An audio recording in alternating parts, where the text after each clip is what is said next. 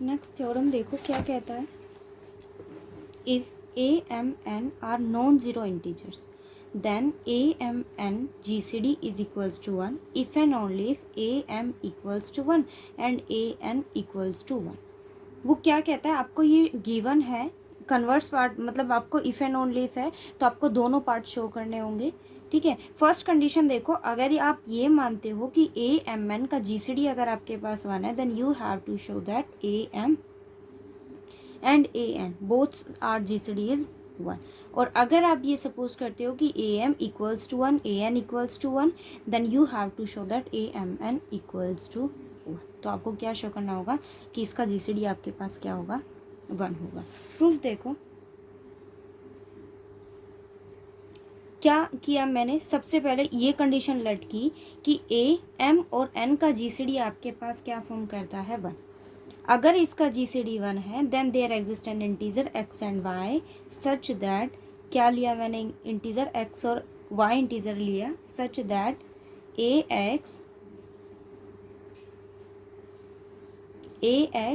Plus M N Y equals to 1।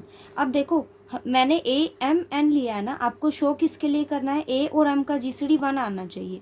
It means आप क्या करो, अब इस टर्म में से एम को कॉमन ले लो, ए एक्स को एज इट इज रखो, एम बाहर लिया और एन को मैंने इसके साथ कंबाइन कर दिया, इक्वल्स टू क्या आ गया, 1। अब ये आपके पास कोई दूसरा अनदर इंटीजर हो गया। आप मान लो कि मेरे पास यहाँ एक इंटीजर, सपोज करो कि इसकी वैल्यू मेरे पास p है, देन ए p नहीं, आप लो यहाँ z, A X plus M Z equals to 1। तो ये आपको कंडीशन क्या कहेगी कि a और m का जीसीडी आपके पास क्या हो गया, 1 हो गया। देखो मैंने क्या किया, मुझे ए एम एन मैंने लिया इक्वल्स टू 1 है, तो मैंने ए और एम का जीसीडी क्या शो करना है मुझे, 1।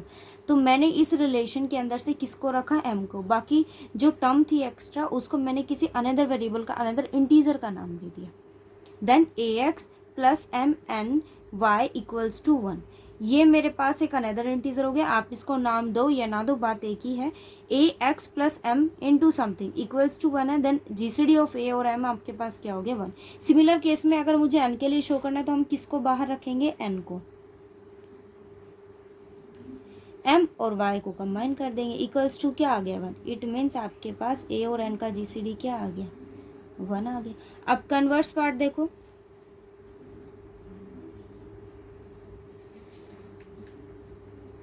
कन्वर्सली मैंने क्या सपोज किया कि ए और एम का जीसीडी आपके पास क्या है, 1। और सेकंड कंडीशन क्या है कि ए और एन का जीसीडी क्या है, 1। आपको शो किसके लिए करना है कि ए और एम एन का जीसीडी आपके पास क्या होगा, 1। अब फर्स्ट कंडीशन देखो, ए और एम का जीसीडी अगर 1 है then there exist an integer P Q A P plus M Q equals to 1। A और एन का जीसीडी अगर 1 है then A R plus N S equal to 1। A R show किसके लिए करना है, एम एन के लिए, तो मैं ए को नहीं छोड़ूंगी। हम किसको किसके साथ ट्रीटमेंट करेंगे, एन एस के साथ ट्रीटमेंट करेंगे। देखो क्या लिया मैंने, एन एस, इस एन एस के साथ मैं 1 रखूंगी तो भी कोई इफेक्ट नहीं पड़ेगा, नहीं होगा ना। A R N S into 1 की वैल्यू क्या है इस इक्वेशन से देखेंगे, क्यों, क्योंकि मुझे किसके लिए शो करना है, एम एन के लिए शो करना है। क्या वैल्यू है 1 की, यहाँ से A P plus M Q, value को सब्स्टिट्यूट करेंगे, A R plus N S, क्या वैल्यू है 1 की, A P plus M Q equals to 1। अब आपके पास ये एक टर्म है जिसमें से क्या कॉमन आ रहा है, ए, इस टर्म में से ए कॉमन लिया, R plus N P S, ये टर्म क्या है, अब इसको इससे मल्टीप्लाई करेंगे तो क्या वैल्यू मिलेगी, N S M Q equal to 1। M N को कंबाइन कर लो, R plus N P S, M N को कंबाइन किया तो मेरे पास क्या आ गया, एस क्यू इक्वल टू क्या हो गया। अब ये कोई भी अनदर इंटीजर हो गया, ये भी कोई अनदर इंटीजर हो गया। इसका मतलब आपने क्या शो कर दिया, ए एम एन का जीसीडी मेरे पास क्या हो गया, ओके। इतने टफ नहीं है आपकी थ्योरम्स, बस डिपेंड करता है कि आप उसको किस अकॉर्डिंग समझते हो। नेक्स्ट थ्योरम है, ये आपको करनी है। क्या कहता है देखो, if A is a divisor of C, B is a divisor of C, then A is a divisor of C and B is a divisor of C, and GCD of A B is equals to 1, then you have to show that A B is a divisor of C। ये आपको show करना है। Next theorem देखो, most important है ये, देखो, और ये आपने बेसिक भी पढ़ा होगा 10th या 11th में कहीं ना कहीं, तो आपने ये थ्योरम श्योरली की है। देखो क्या कहता है, the product of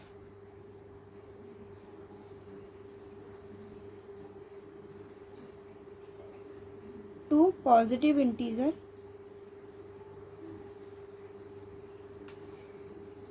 is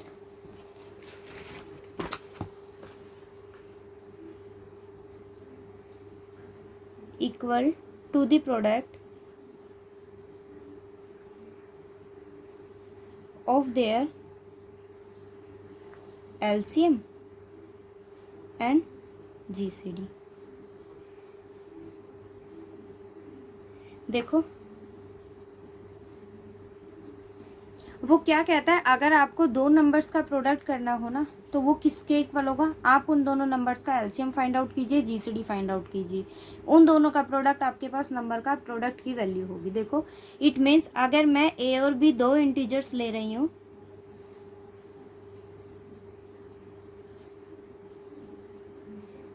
then you have to show that A into B is equals to GCD of AB into LCM of AB। आपको ये शो करना है। देखो फर्स्ट ऑफ ऑल मैंने क्या किया, लेट किया कि A और B का GCD की वैल्यू, A और B GCD किसके इक्वल है, D के, and LCM of AB is equals to, it means आपको ये शो करना है ए बी आपके पास किसके इक्वल होगा, डी एम के इक्वल होगा। देखो सिंस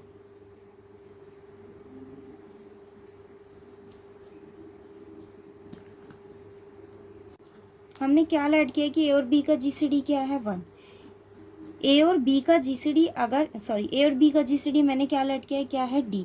अगर ए और बी का जीसीडी आपके पास डी है, then D is a divisor of A, D is also divisor of D. It means A B written as some constant multiple of D and B is also written as some constant multiple of D. A और B का GCD अगर आपके पास D है, then D is a divisor of A, D is a divisor of B. It means A is equals to some constant multiple of D, B is equals to some constant multiple of D. ठीक है, hair आपके पास एक condition और है यहाँ कि A1 और B1 का जीसीडी आपके पास इस कंडीशन के लिए क्या है, 1 है। इट मीन्स आपने जो दोनों इंटीजर चूज किए हैं A1 और B1, दोनों आपके पास क्या है, कोप्राइम।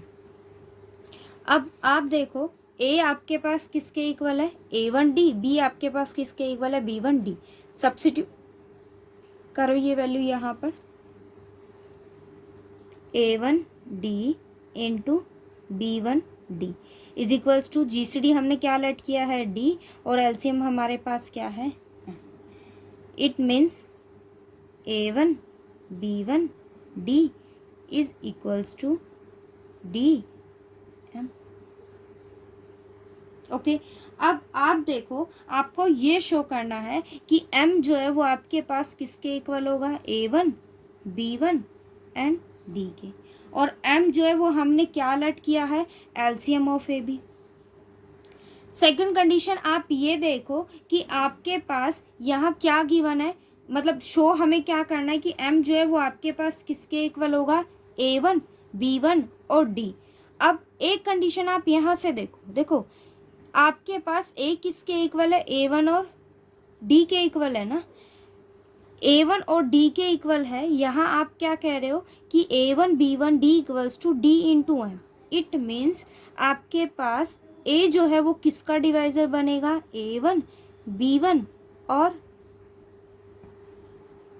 देखो आपने ए और बी का जीसीडी क्या लिया है, डी लिया है। आप यहाँ क्या लिख रहे हो कि आपके पास ए की वैल्यू क्या है, A1 डी है, बी आपके पास किसके इक्वल है, B1 डी है, और ये भी आपको पता है कि डी जो है वो किसका डिवाइजर है, ए का डिवाइजर है। It means A is divisor of A1 B1 and D, because of A1 और B1 का जीसीडी आपके पास क्या है, 1 है। इट मीन्स इसी सेम कंडीशन से आपके पास B जो है वो किसका डिवाइजर बनेगा, A1 B1 एंड डी का। अब आप इन दोनों कंडीशन को मैच करो, आपके पास A1 B1 और D ये कॉमन डिवाइजर किसके हैं, A के भी हैं और B के भी। देखो मैंने यहाँ लेट किया कि A और B का जीसीडी D है, एलसीएम इसका क्या है, M है। इट मीन्स A आपके पास किसके इक्वल होगा, सम मल्टीपल ऑफ D, B भी किसके इक्वल होगा, सम multiple of D। A1 B1 का जीसीडी आपके पास क्या है, 1। अब देखो A1 D B1 D किसके इक्वल है, D M के इक्वल है। इट मीन्स आपके पास किसके इक्वल शो करना है आपको, A1 B1 एंड डी के इक्वल, ठीक है। अब आप ये देखो कि ए जो है वो इसके इक्वल भी, ए डी का भी डिवाइजर है, और आप ए को क्या लिख रहे हो, some constant multiple of D ना। इट मीन्स ए किसका डिवाइजर बनेगा, A1 B1 डी, और बी भी आपके पास किसका डिवाइजर होगा, A1 B1 एंड डी। अब आपके पास A1 B1 और डी ये कॉमन मल्टीपल किसके हो गए,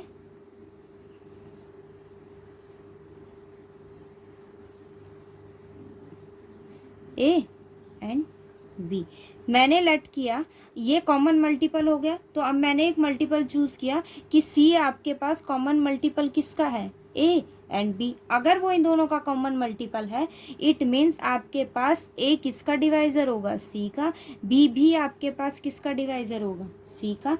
अगर ए सी का डिवाइजर है, बी भी सी का डिवाइजर है, then there exist an another integer such that C equals to A C1 and C equals to B C2। कोई अनदर इंटीजर मैंने इसके लिए ले लिया।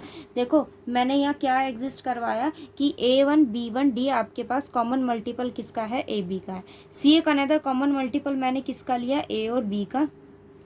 It means C is divisible by A and C is divisible by B. Then there exists another integer C1 and C2 such that C is equals to A C1 and C is equals to B C2. ये भी C के equal है, ये भी C के equal है। It means A equals to C1 and B equals to, it means आपके पास A C1 is equals to B C2। आपके पास A C1 किसके इक्वल हो गया, B C2 के इक्वल हो गया। अब आप एक कंडीशन ये देखो, यहाँ मेरे पास ये दोनों इक्वल है, बट आपके पास A की वैल्यू क्या है, A1 D, और B की वैल्यू आपके पास क्या है, B1 D। सब्स्टिट्यूट करो, A1 D C1, B की वैल्यू क्या है, B1 D C2। It means you have A1 C1 D is equals to B1 C2 D। It means आपके पास क्या आ गया, D दोनों साइड से कैंसिल आउट हो जाएगा, A1 C1 is equals to B1 C2। अब आप यहाँ क्या लिख रहे हो कि आपके पास B1 C2 is equals to some constant multiple of A1, then A1 is a divisor of B1 C2। But हमने इस कंडीशन के साथ एक कंडीशन क्या ली थी कि A1 B1 का जीसीडी आपके पास क्या है, 1। सो अगर इन दोनों का जीसीडी 1 है, then A1 is a divisor of C2। अगर A1 किसका डिवाइजर है, C2 का, then C2 is written as some constant multiple of A1। अब आपके पास C2 की वैल्यू क्या आ गई, K1, बट C2 मेरे पास क्या है, C equals to B C2। यहाँ से आप वैल्यू सब्स्टिट्यूट कीजिए, C equals to B C2 किसके इक्वल है, K A1। ओके, अब C is equals to K A1 and value of B आपके पास क्या है, B1 D। It means you have C equals to K A1 B1 and D। It means you write C as K equals to, मतलब some constant multiple of A1 B1 and D.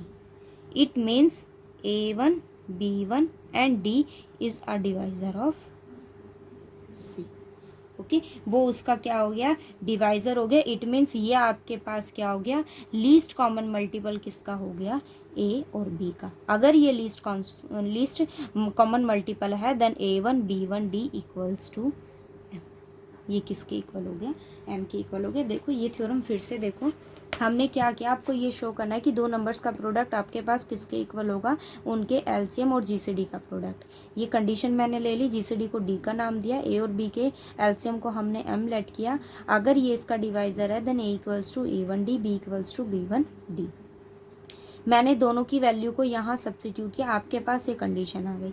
अब आपको ये show करना है कि m आपके पास किसके equal होगा, A1 B1 और D के इक्वल होगा. देखो ये शो करने के लिए मैंने क्या लिया, देखो A1 B1 D है, A आपके पास A1 D है और D जो है वो किसका डिवाइजर है, A का. इट मीन्स आपके पास A is a divisor of A1 B1 and D. B is also a divisor of A1 B1 and D. It means A1 B1 D1 मेरे पास A1 B1 और D जो है वो common multiple किसका हो गया, A और B का. अब मैंने अनदर मल्टीपल ले लिया. अब आपको ये शो करना है कि जो अनदर मल्टीपल मैंने चूज़ किया वो किससे डिविजिबल होना चाहिए, इस कॉमन मल्टीपल से. ठीक है, सो मैंने क्या चूज़ किया, A1 B1 D is a common multiple of AB, C is also a common multiple of AB. अगर C कॉमन मल्टीपल है तो C किसका डिवाइजर होगा, A का. C is also divisor of B. It means C equals to some constant multiple of A, C equals to some constant multiple of B. दोनों की value, दोनों C के equal है तो ये दोनों वैल्यूज इक्वल होगी. यहाँ से मैंने A और B की वैल्यू को इस इक्वेशन से सब्स्टिट्यूट किया. यहाँ आपके पास B A1 C1 B1 C2 दोनों क्या आ गए, इक्वल आ गए. यहाँ आपके पास A1 किसका डिवाइजर हो गया, B1 और C2. अगर ये इसका डिवाइजर है बट A और B का GCD क्या है 1, then A1 is a divisor of C2, then C2 equals to some constant multiple of A1, then C is equals to B K A1. अगर ये इसके इक्वल है तो हमने क्या किया, B की वैल्यू को सब्स्टिट्यूट किया, इनको कंबाइन कर दिया तो वो उसका क्या हो गया, डिवाइजर. और अगर वो उसका डिवाइजर हो गया तो इसके किसके इक्वल हो गया, M के. इट मीन्स आपके पास दो नंबर्स का प्रोडक्ट किसके इक्वल हो गया, दोनों का GCD इंटू दोनों का LCM. ओके, अब हम एग्जाम्पल्स ट्राई करते हैं. देखो फर्स्ट एग्जाम्पल क्या कहता है आपको, find the GCD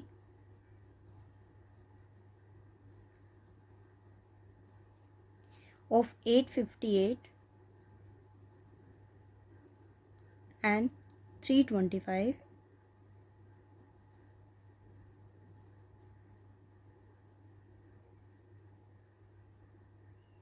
and express it in the form of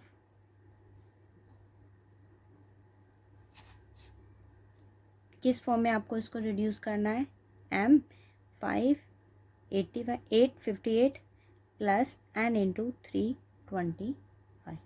it means आपको ये किस हमने एक थ्योरम पढ़ी अभी, क्या है कि अगर D आपके पास GCD है किसका, A और B का, then there exist an integer M and N such that आप क्या कहोगे, D equals to MA plus NB. और D आपके पास क्या है, लीस्ट पॉजिटिव वैल्यू किसकी है, MA और NB. आपके पास देखो हमने यहाँ ये थ्योरम का जो आपके पास मेथड था वो हमने क्या अप्लाई किया है यहाँ पर, A equals to BQ1 plus R1. Then आप किसको पिक करते हो, B को, और इसके लिए हम किसको चूज़ करते हैं, R1 को. यही प्रोसेस आपको इस एग्जाम्पल के लिए, इसको इन क्वेश्चंस के लिए आपको यही प्रोसेस फॉलो करना है. देखो मेरे पास अब यहाँ दो इंटीजर्स वैल्यू हैं, 858 325. अब क्या बताया था कि आप सबसे पहले मैक्सिमम वैल्यू को चूज़ करो.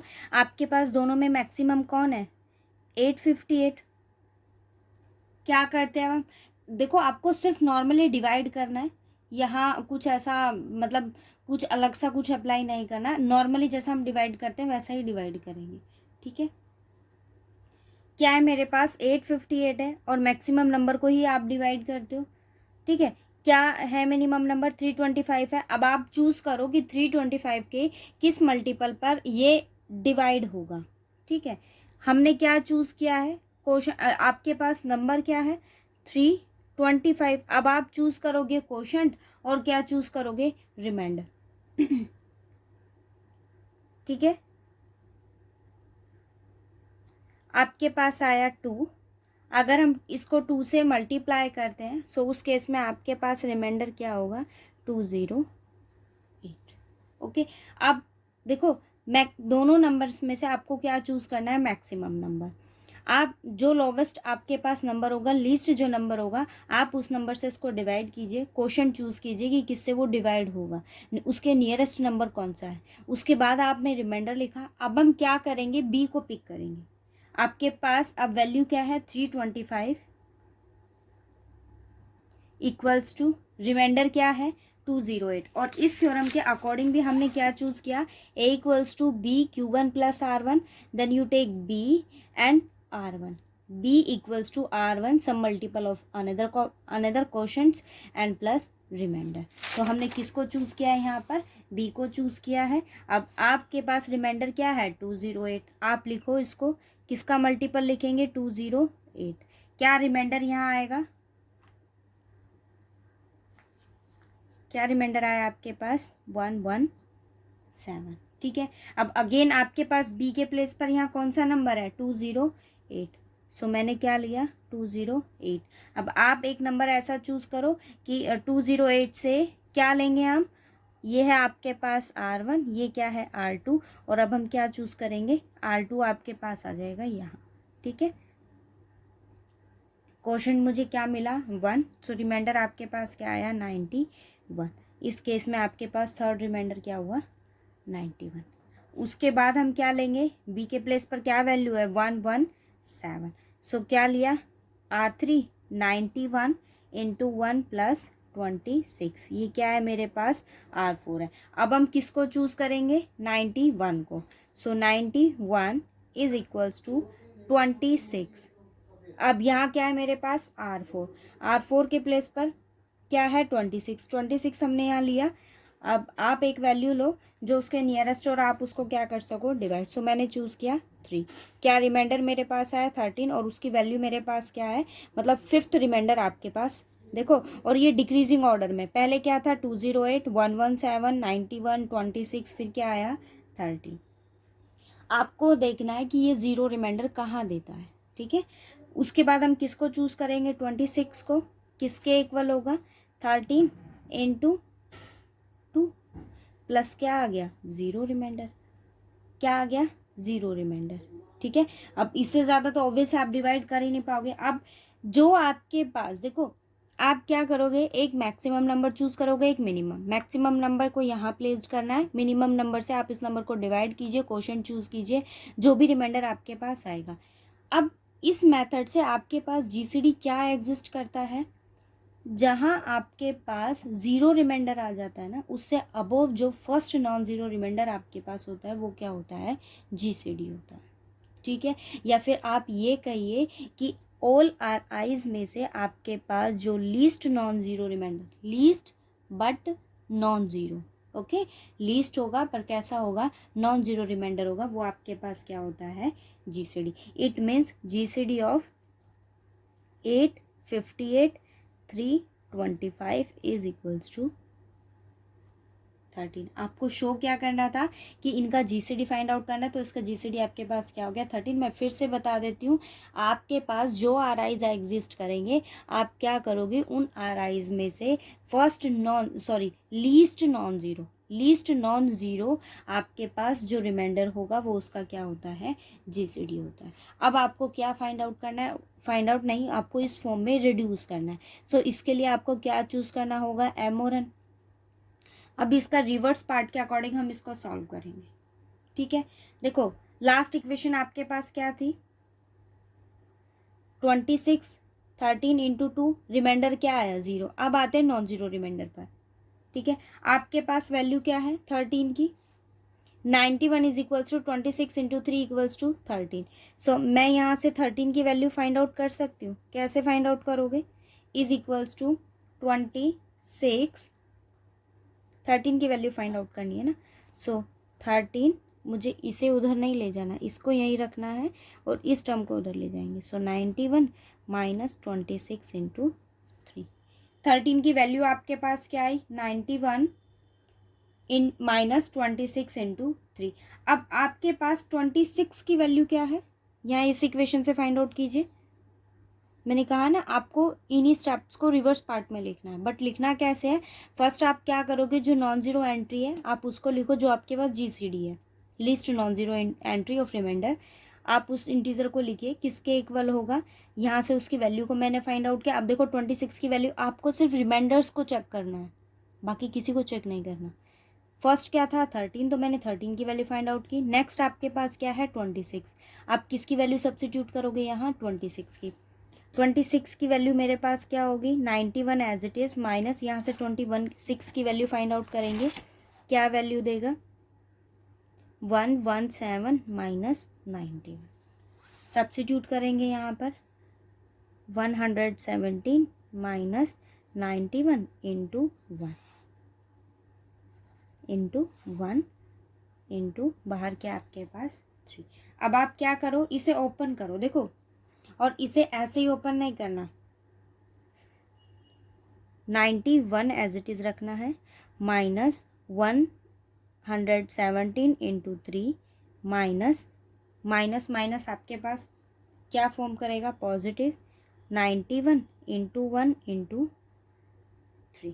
ठीक है, अब आप क्या करोगे, इसको मल्टीप्लाई नहीं करोगे, एक ये इक्वेशन है और एक ही इक्वेशन है, दोनों में से क्या टर्म कॉमन आया 91, इसका कोफिशिएंट क्या है 1 और दोनों पॉजिटिव है, इसका 91 का यहाँ कोफिशिएंट क्या 3 इंटू 1 इज 3 माइनस 117 इंटू 3।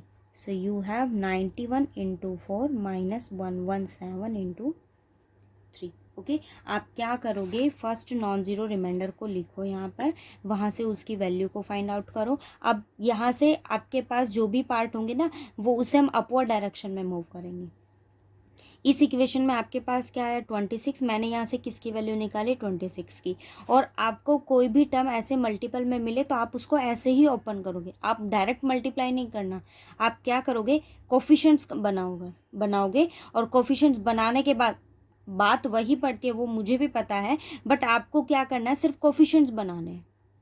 ठीक है, क्योंकि मुझे इक्वेशन को इस फॉर्म में रिड्यूस करना है, और m और n माइंड में फिक्स रखना कि ये आपके पास क्या होते हैं कोफिशिएंट्स ही होते हैं। तो मुझे किसकी नीड है कोफिशिएंट की नीड है, आप मल्टीप्लाई नहीं करना। ओके, अब आप देखो यहाँ पर मेरे पास क्या है 91 इंटू माइनस 117 इंटू 3, 26 से अबव कौन है 91, तो आप किसकी वैल्यू फाइंड आउट करोगे 91 की, कहाँ सब्स्टिट्यूट करोगे यहाँ वैल्यू फाइंड आउट करो 91 की, क्या वैल्यू होगी, ये टर्म उधर जाएगी। सो 208 माइनस 117 इंटू 1, बाहर क्या है 4 माइनस 117 इंटू 3। ठीक है, अब आप देखो 208 एज इट इज़ इंटू 4 भी as it is, minus 117 into 4 minus 117 into 3, 208 into 4 as it is, minus 117 मैंने कॉमन लिया, वैल्यू क्या आ गई 4 plus 3। Okay, equals to 4 plus 3 आपके पास क्या फॉर्म करेगा 7। So 208 into 4 minus 117 4 plus 3 into, ठीक है, ये वैल्यू आ गई। अभी आपने किसकी वैल्यू सब्स्टिट्यूट की थी 91, 91 से अबव क्या है 117, तो 117 की वैल्यू 107 की वैल्यू क्या होगी 325 माइनस 208, यहाँ सब्स्टिट्यूट करेंगे 208 इंटू 4 एज इट इज़, 117 की वैल्यू आपके पास क्या है 325 माइनस 208, 325 माइनस 208 इंटू 1, बाहर आपके पास क्या है 7, मल्टीप्लाई करेंगे 208 into 4 minus 325 into 7 minus minus plus 208 into 7। Okay, अब आप इन दोनों में से किसको कॉमन लोगे 208 को, क्या वैल्यू है 7 प्लस 4 इज 11।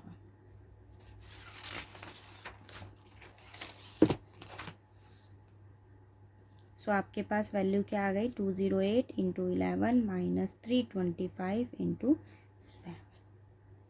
ओके, अब हम बात करते हैं यहाँ से किसकी, अभी आपने किसकी वैल्यू को सब्स्टिट्यूट किया है 117 को। अब हम किसकी वैल्यू को सब्स्टिट्यूट करेंगे, 208 को। 208 की वैल्यू क्या है, 858 माइनस 325 इंटू 2। 858 minus 325 into 2।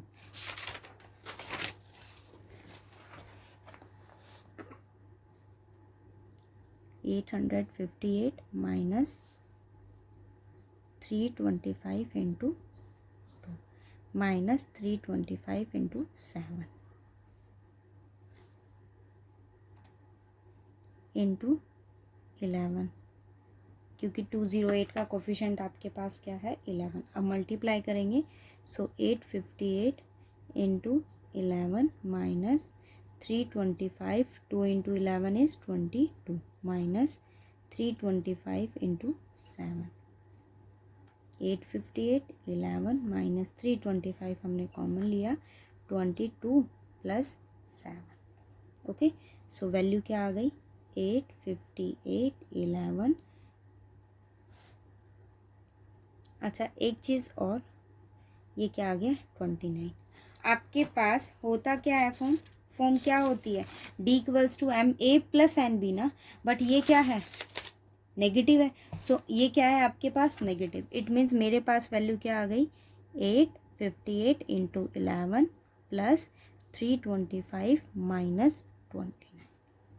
अब आपको किस फॉर्म में रिड्यूस करना था, m into this and n into this. So here value of m is 11 and value of n is minus 29।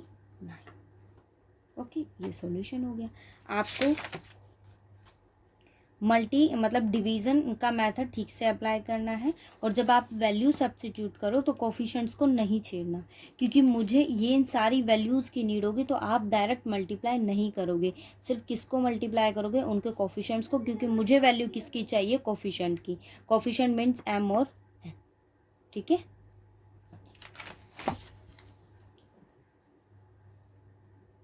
Same इसी बिहाफ पे आपके पास में सेकंड एग्जांपल है, आप भी उसको करना। थर्ड देखो क्या कहता है, find the LCM of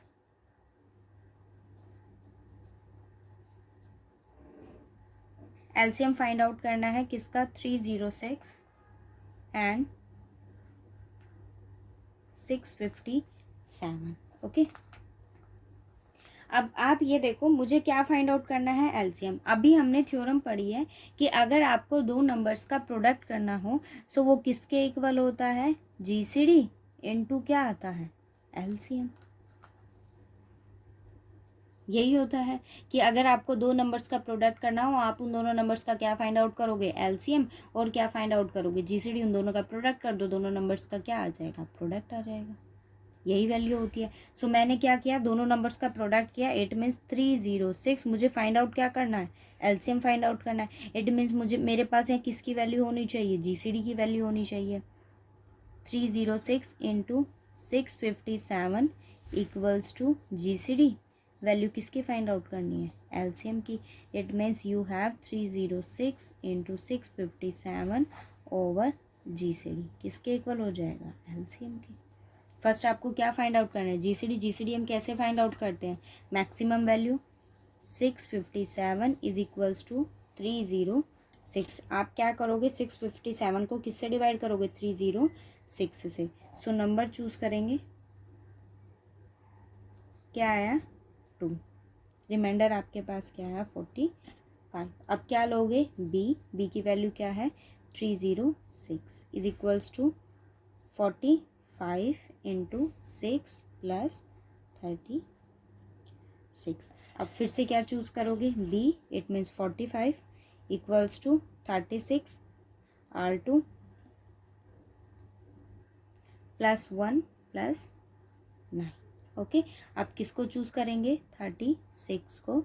next reminder क्या है, 9 into 4 plus 0। So least non zero reminder क्या है आपके पास, 9। इट मीन्स इस नंबर का जीसीडी क्या हो गया, 9। It means you have value of GCD of 306 and 657 is 9। Okay, value को यहाँ सब्स्टिट्यूट करो। So LCM of is your solution. Okay,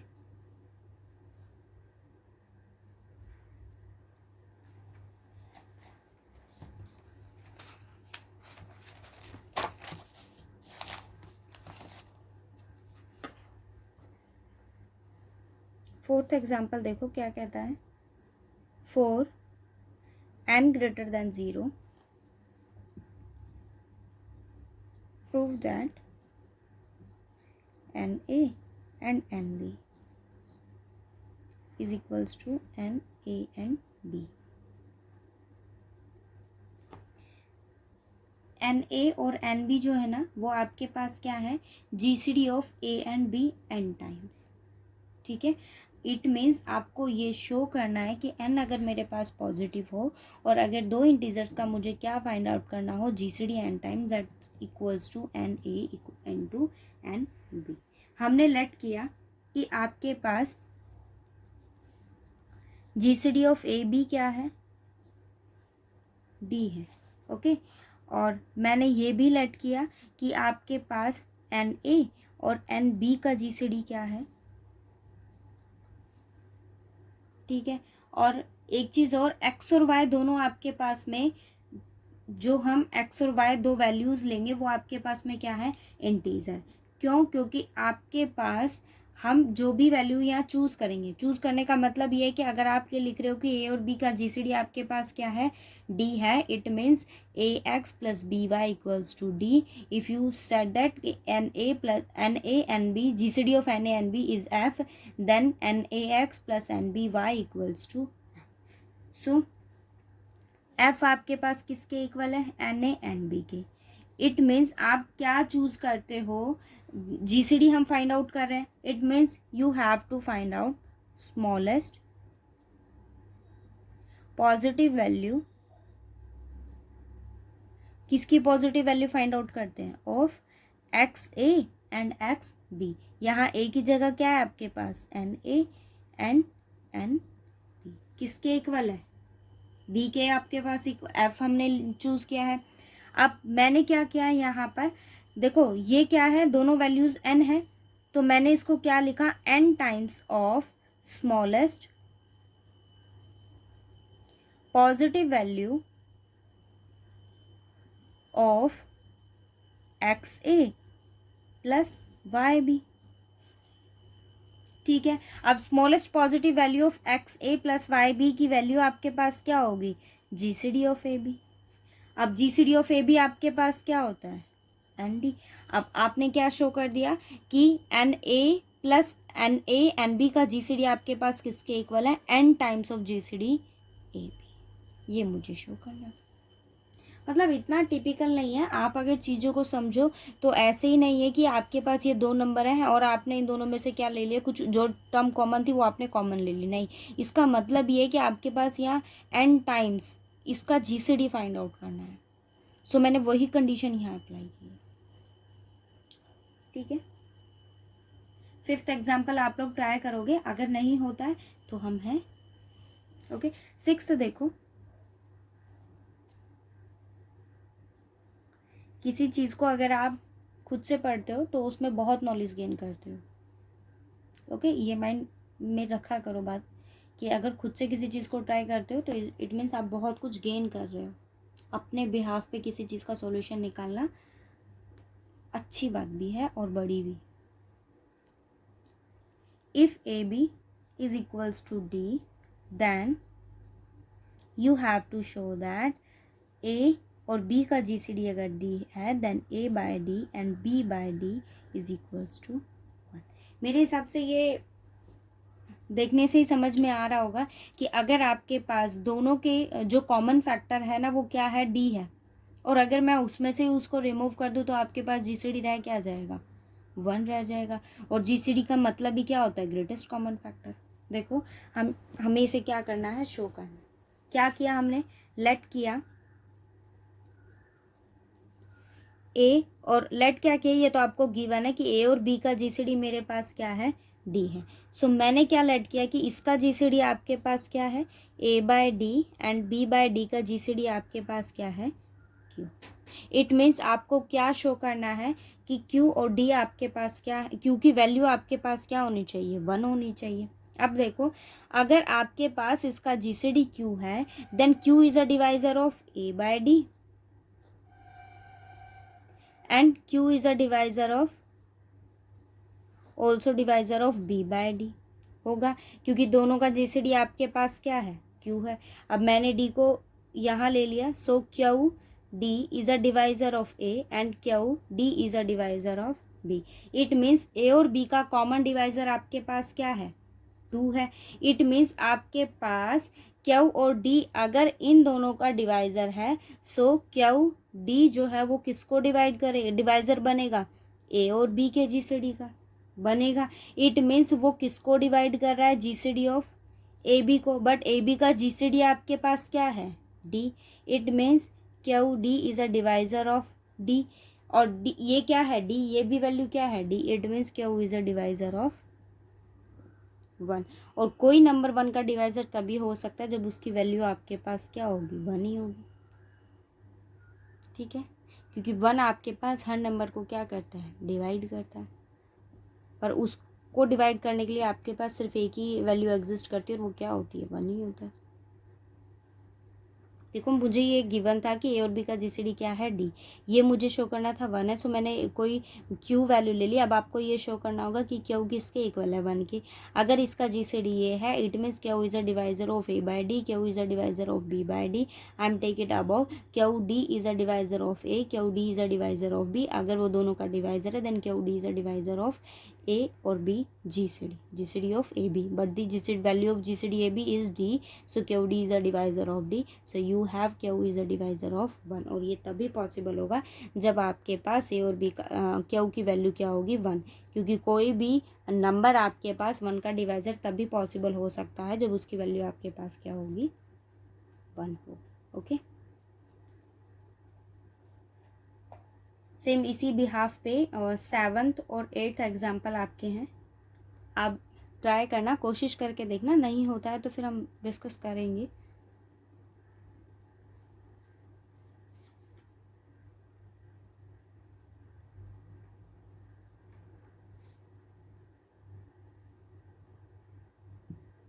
देखो ये आपका डाउट है, if 4x minus y is m3 का मतलब यहाँ है, उसने मेंशन भी किया है कि मल्टीपल ऑफ 3, mn का मतलब मल्टीपल ऑफ n है, और यहाँ आपके पास ये क्या है, m3, इट मीन्स ये मल्टीपल ऑफ 3 है।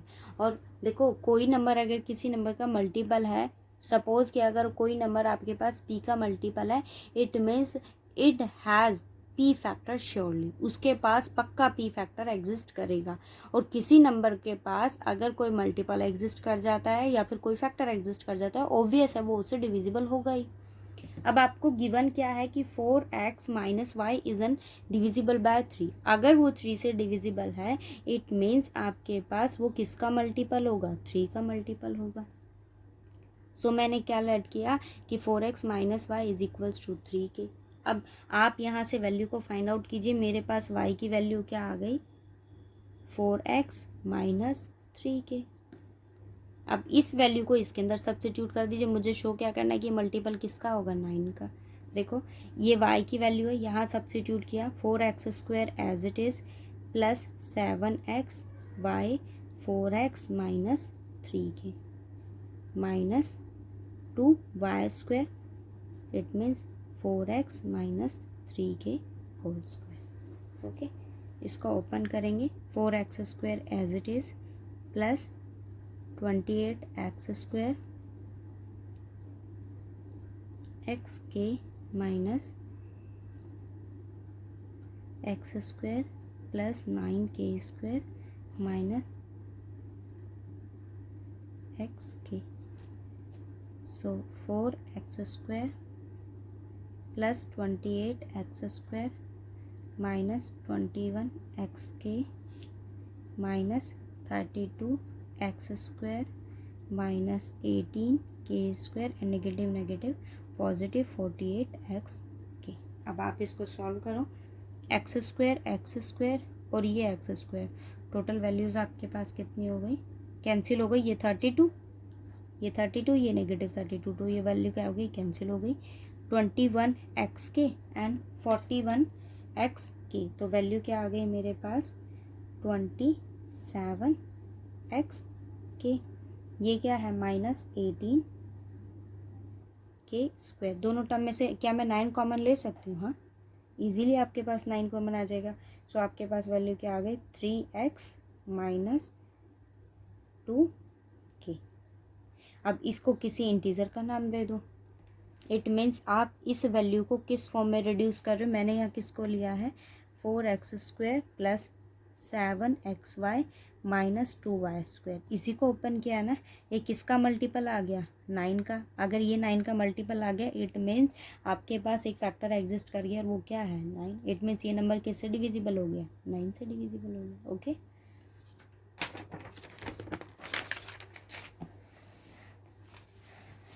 नेक्स्ट देखो,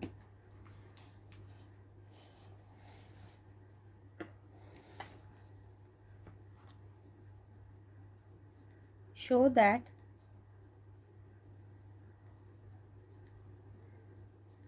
the binomial coefficient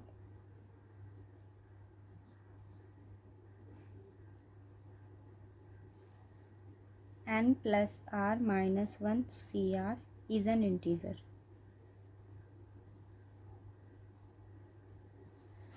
ओके, आपको ये शो करना है कि ये आपके पास क्या है, इंटीजर है। सो फर्स्ट ऑफ ऑल मैं इसको ओपन कर रही हूँ, n plus r minus 1 CR है आपके पास, आप ओपन करो। NPR आपके पास कैसे NCR आपके पास कैसे ओपन होता है, n factorial over r factorial n minus r factorial. So value क्या आ गई, n plus r minus 1 factorial over r factorial, और दोनों को सब्ट्रैक्ट करेंगे तो आपके पास r कैंसिल हो जाएगा, सो n माइनस 1 फैक्टोरियल। अब आप इसे ओपन कीजिए, देखो ये क्या है, n प्लस आर माइनस 1।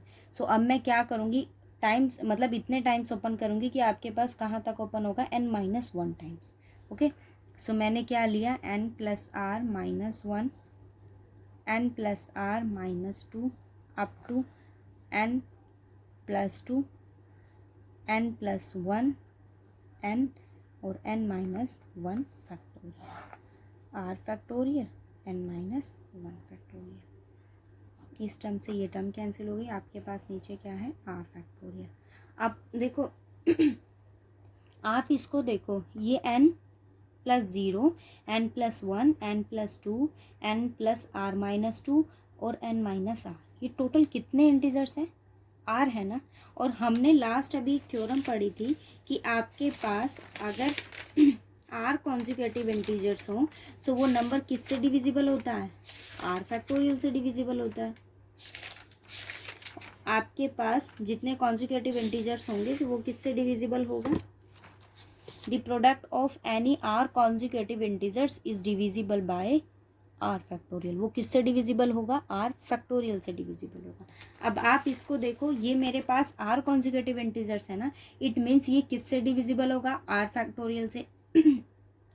अगर ये नंबर r फैक्टोरियल से डिविजिबल है, अभी बताया कि अगर कोई नंबर किसी से डिविजिबल है इट मीन्स आप उसको किस फॉर्म में लिख सकते हो, some constant multiple of that factorial.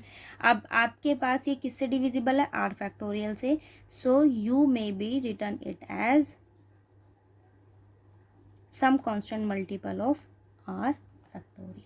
इसकी वैल्यू को यहाँ सब्सिट्यूट करेंगे, सो आपके पास क्या आ गया, n plus r minus 1 CR is equals to k r factorial over r factorial. k हम क्या चूज़ करते हैं, कोई भी इंटीजर वैल्यू, और वो किसके इक्वल आ गया, k के इक्वल आ गया। इट मीन्स ये क्या हो गया, एक इंटीजर हो गया। ओके, नेक्स्ट टॉपिक देखो, फर्स्ट हम बात करेंगे यूनिट क्या होती है आपके पास। देखो कोई भी दो नंबर है, नंबर मैंने ऐसे चूज़ किए हैं इंटीजर्स, a और b आपके पास क्या है, इंटीजर्स हैं। क्या कहता है कि अगर आपने दो नंबर चूज़ किए हैं तो दोनों का प्रोडक्ट आपके पास क्या वैल्यू देना चाहिए, 1 देना चाहिए। ठीक है, if product of two numbers is equals to 1 then a and b are called units. आपके पास a और b क्या कहलाएंगे, यूनिट्स कहलाएंगे। अब आप ज़रा इस चीज़ को ये सोचो कि हम दो नंबर जो चूज़ करते हैं ना वो सिर्फ कैसे होते हैं, इंटीजर फॉर्म में होते हैं। ठीक है, अब दो नंबर्स का प्रोडक्ट इंटीजर फॉर्म में सिर्फ क्या वैल्यू देना चाहिए, 1।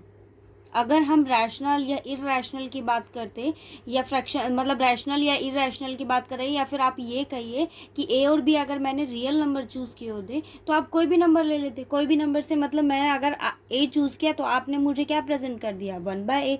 ये हमेशा क्या वैल्यू देगा, 1 ही वैल्यू देगा। बट ए और बी हम क्या चूज़ कर रहे हैं, इंटीजर चूज़ कर रहे हैं। दोनों की वैल्यू आपके पास क्या होनी चाहिए, 1 होनी चाहिए।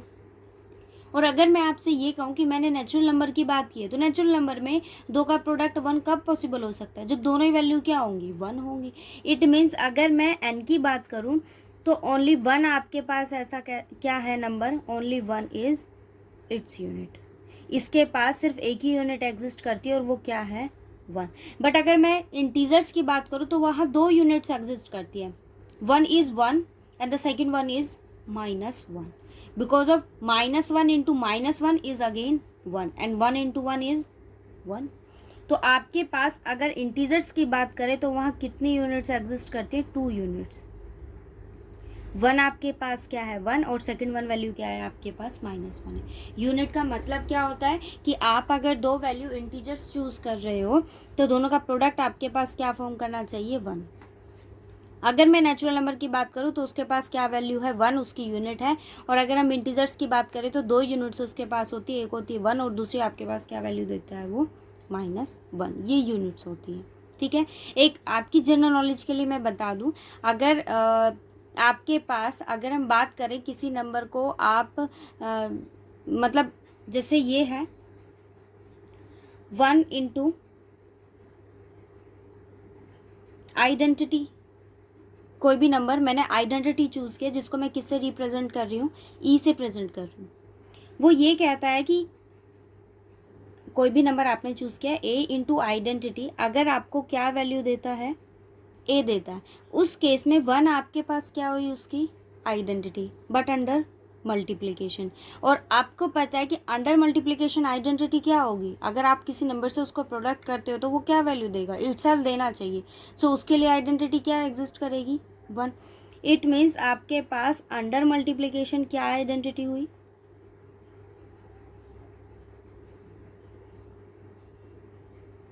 Identity is 1।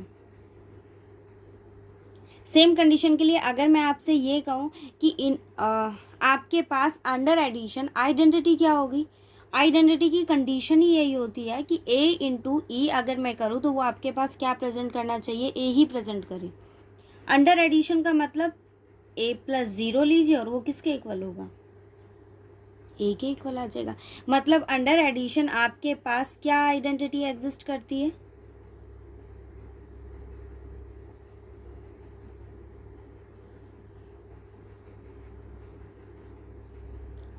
ठीक है। अब आप एक चीज़ देखो, अगर मुझे यही आइडेंटिटी चाहिए हो तो मतलब आप कोई भी नंबर चूज़ करो और मैं उसका क्या कर दूँ, रेसिप्रोकल, आपके पास आइडेंटिटी आ गई। इट मीन्स दिस नंबर आपके पास क्या कहलाता है, इनवर्स। सो अगर मैं बात करूँ आपसे कि अंडर मल्टीप्लिकेशन आइडेंटिटी आपके पास क्या होगी, 1, इसका मतलब ये हुआ कि आपके पास अंडर मल्टीप्लिकेशन इनवर्स किसी नंबर का कैसे एग्जिस्ट करेगा, reciprocal of that number. Because of ये तो आइडेंटिटी की कंडीशन होती है और इन्वर्स की कंडीशन ये होती है कि अगर मैं ये कहूँ कि बी जो है वो आपके पास किसका इन्वर्स है, ए का, it means A into B आपके पास क्या फॉर्म करना चाहिए, आइडेंटिटी। और यहाँ अंडर मल्टीप्लिकेशन बाइनरी ऑपरेशन मैं ले रही हूँ तो इस आइडेंटिटी की वैल्यू आपके पास क्या होनी चाहिए, 1। सेम कंडीशन आपके पास अगर हम इन्वर्स की बात कर रहे हैं तो A plus B under addition binary operation है आपके पास, वो क्या वैल्यू देना चाहिए, आइडेंटिटी। और अंडर एडिशन आपके पास आइडेंटिटी क्या होना चाहिए, 0 होना चाहिए। किसी दो नंबर को आप ऐड करो और वो 0 वैल्यू कब देगा, नेगेशन ऑफ इटसेल्फ, ठीक है। तो अंडर मल्टीप्लिकेशन आइडेंटिटी आपके पास क्या होती है, 1। अंडर एडिशन आइडेंटिटी आपके पास क्या होती है, 0। और अगर हम इन्वर्स की बात करें अंडर मल्टीप्लिकेशन तो वो आपके पास क्या होगा, reciprocal of same number, that number. और अंडर एडिशन की हम बात करें तो वो आपके पास इन्वर्स क्या एग्जिस्ट करवाता है, नेगेशन ऑफ सेम नंबर। जैसे मैंने कहा 2, इसका इन्वर्स बताओ, 0 मिलना चाहिए। सो आप क्या करोगे, -2 को यहाँ ऐड कर दो, क्या वैल्यू आ गई, आइडेंटिटी आ गई, ठीक है। और यूनिट क्या होती है, आप दो नंबर अगर चूज़ करें तो दोनों का प्रोडक्ट अगर आपके पास 1 वैल्यू देता है देन यू से दैट ए और बी आपके पास क्या हो जाएंगी, उसकी यूनिट हो जाएगी, ठीक है। बाकी ये सब कुछ आप पढ़ोगे इन फ्यूचर फाइनल ईयर में। अब बात करते हैं हम प्राइम नंबर की। आई थिंक ये तो सबको पता ही होता है कि प्राइम नंबर होते क्या हैं। प्राइम नंबर वो नंबर्स होते हैं जिनके पास दो फैक्टर्स एग्जिस्ट करते हैं। एक आपके पास क्या होता है, आइडेंटिटी, और सेकंड वन क्या होता है, इटसेल्फ। ये दो फैक्टर्स आपके पास प्राइम नंबर के एग्जिस्ट करते हैं। इसके अलावा अगर कोई फैक्टर, इन दो के अलावा अगर कोई तीसरा फैक्टर एग्जिस्ट कर जाए तो वो नंबर आपके पास क्या हो जाते हैं, कंपोजिट नंबर हो जाते हैं। कैसे नंबर हो जाते हैं वो, कंपोजिट नंबर हो जाते हैं। मतलब इन दो फैक्टर्स के अलावा अगर कोई तीसरा फैक्टर आपके पास मिल जाए, ये तो हर किसी के पास मिलता है। प्राइम नंबर वो होते हैं जिनके पास सिर्फ दो फैक्टर एग्जिस्ट करते हैं। कंपोजिट नंबर वो होते हैं इन दो के साथ एक तीसरा फैक्टर एग्जिस्ट कर जाए। मतलब आप कंपोजिट नंबर किसी नंबर को कब कहोगे, if they have at least two factor.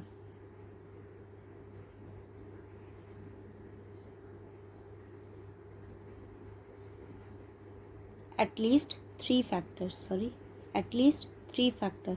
कम से कम उसके पास तीन फैक्टर एग्जिस्ट करने चाहिए। ठीक है, अगर कम से कम तीन फैक्टर एग्जिस्ट कर गए, इट मीन्स आपके पास नंबर कैसा नहीं होगा, प्राइम नहीं होगा। ओके, अब बात करते हैं हम को प्राइम की। ये मैंने आपको पहले ही डिस्कस किया था।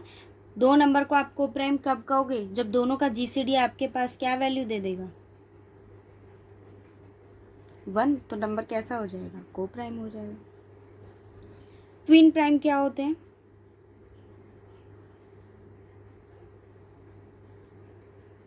आप पेयर उठाइए प्राइम नंबर्स का।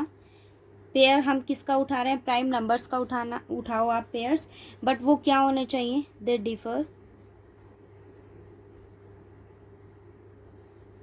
बाय 2। डिफर बाय 2 का मतलब क्या हुआ, अगर मैंने 15 चूज़ किया तो नेक्स्ट नंबर आपके पास पेयर का क्या होना चाहिए, 17। अगर मैंने 18 इवन हो गया, अगर मैं चूज़ कर रही हूँ 23 तो नेक्स्ट नंबर आपके पास क्या होना चाहिए, 25। ये क्या होते हैं, ट्विन प्राइम होते हैं। मतलब प्राइम्स आप चूज़ कर रहे हो, दो पेयर आपने चूज़ किया है, बट दे डिफर बाय 2। उनका डिफरेंस आपके पास क्या होना चाहिए, 2 होना चाहिए। अगर हम बात करते हैं नेक्स्ट परफेक्ट नंबर की, परफेक्ट स्क्वायर तो आपको पता होगा। परफेक्ट स्क्वायर क्या होते हैं, किसी भी नंबर को अगर मैंने ए चूज़ किया और आप उसको कैसे लिख सको, तो वो नंबर कैसे होते हैं, परफेक्ट स्क्वायर होते हैं। ठीक है, अब बात करते हैं हम किसकी, परफेक्ट नंबर की। तो परफेक्ट नंबर आपके पास क्या होते हैं, इफ दे इक्वल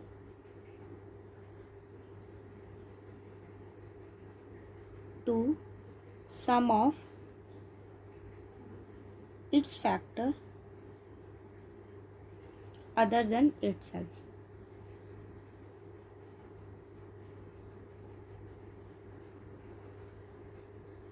ठीक है, परफेक्ट स्क्वायर तो आपको पता है नंबर क्या होते हैं। जैसे अगर मैं बात करूँ 16 की, तो वो आपके पास वो परफेक्ट स्क्वायर है because of its perfect square is 4। ठीक है, उसका अगर आप परफेक्ट अंडर रूट अगर फाइंड आउट करते हो आप उसका अंडर रूट, तो उसकी वैल्यू आपके पास क्या आती है, 4। वो परफेक्ट स्क्वायर नंबर होते हैं। जैसे अगर हम बात करें 25 की, ठीक है, तो वो होते हैं आपके पास परफेक्ट नंबर, परफेक्ट स्क्वायर जो होते हैं। अब बात कर रहे हैं हम परफेक्ट नंबर की, तो परफेक्ट नंबर आपके पास क्या होता है, आप जो भी नंबर चूज़ कर रहे हो ना, उसकी वैल्यू आपके पास क्या आनी चाहिए, सम ऑफ इट्स फैक्टर्स। वो अपने फैक्टर के सम के इक्वल होना चाहिए, अदर देन इटसेल्फ, खुद को छोड़कर। जैसे अगर हम कॉमन एग्जांपल है 6, अगर मैं 6 की बात करूँ तो 6 के फैक्टर्स क्या होते हैं, 1 2 3 एंड 6। आप इनका सम करो, उसने क्या कहा है, अदर देन इटसेल्फ, तो 6 हम नहीं ले सकते। इट मीन्स 1 + 2 प्लस किसके इक्वल हुआ, 6 के equal. It means 6 is a perfect number, और इसके फैक्टर्स भी यही होते हैं। तो अगर किसी नंबर को आप उनके फैक्टर के सम के रिस्पेक्ट में लिख रहे हो अदर देन इटसेल्फ, सो वो नंबर आपके पास कैसा होगा, परफेक्ट नंबर होगा। ठीक है, अब हम बात करते हैं थ्योरम्स की।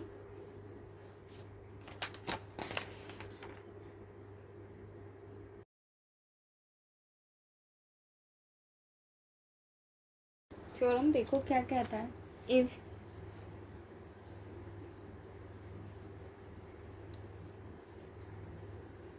P is a prime number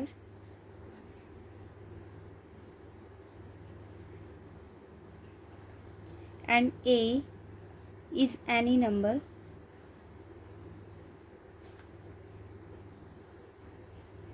then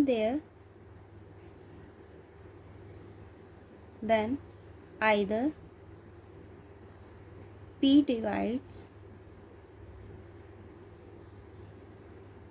A, और एक कंडीशन देखो, P आपके पास क्या, कोई प्राइम नंबर है, A any number, then either P क्या करेगा, या तो डिवाइड करेगा, या फिर सेकंड कंडीशन आपके पास क्या है, P इज को प्राइम टू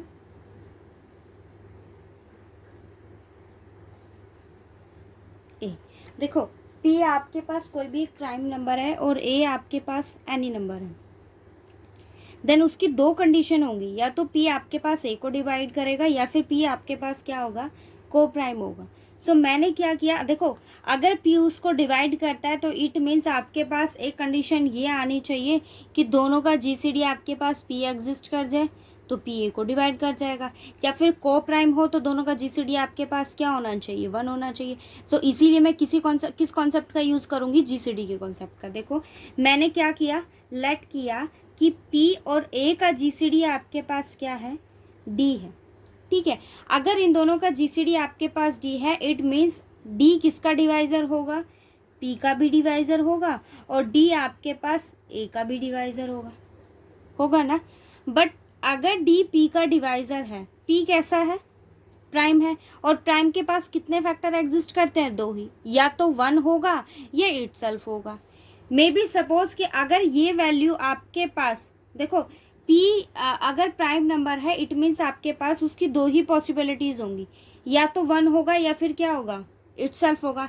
इट मीन्स इसको डिवाइड करने के लिए D को या तो 1 होना पड़ेगा या D को P होना पड़ेगा। अगर D 1 हुआ, इट मीन्स A और P का GCD क्या हो गया, 1, और दो नंबर्स का GCD अगर आपके पास 1 आता है, देन नंबर इज को प्राइम 2 है, P क्या हो जाएगा, को प्राइम हो गया। सेकंड कंडीशन देखो कि अगर आपके पास D क्या हो जाता है, P, it means you have GCD of PA is equals to P। किसके इक्वल हुआ, P के इक्वल हुआ। दोनों का GCD अगर आपके पास P है, इट मीन्स P किसका डिवाइज़र हो गया, A का डिवाइज़र हो गया। ऑब्वियस है ना कि दोनों का GCD अगर आपके पास P हुआ, इट मीन्स दोनों का GCD अगर D होता है तो D P का भी डिवाइज़र होगा, D A का भी डिवाइज़र होगा। D A और P का GCD आपके पास P है, सो P का भी ऑब्वियस है डिवाइज़र ही बनेगा। इट मीन्स P किसका डिवाइज़र हो गया, A का डिवाइज़र हो गया। देखो इसकी जो थ्योरम्स है ना, वो इतनी टिपिकल नहीं है, आप लॉजिकली हर चीज़ को देखना। मैंने कल भी एक लेक्चर में आपको ये बात बताई थी कि आप लॉजिकली अगर किसी कॉन्सेप्ट को रीड करोगे ना, तो आपको सारी चीज़ें समझ में आएंगी, ठीक है। लॉजिकली हर चीज़ को देखना। नेक्स्ट थ्योरम देखो वो क्या कहता है, every natural number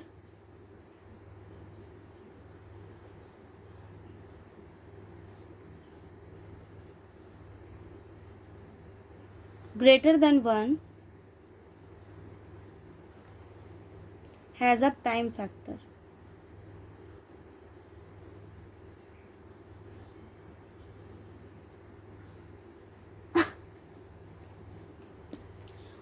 I think आपको स्टेटमेंट से समझ में आ गया होगा कि वो पूछना क्या चाह रहा है।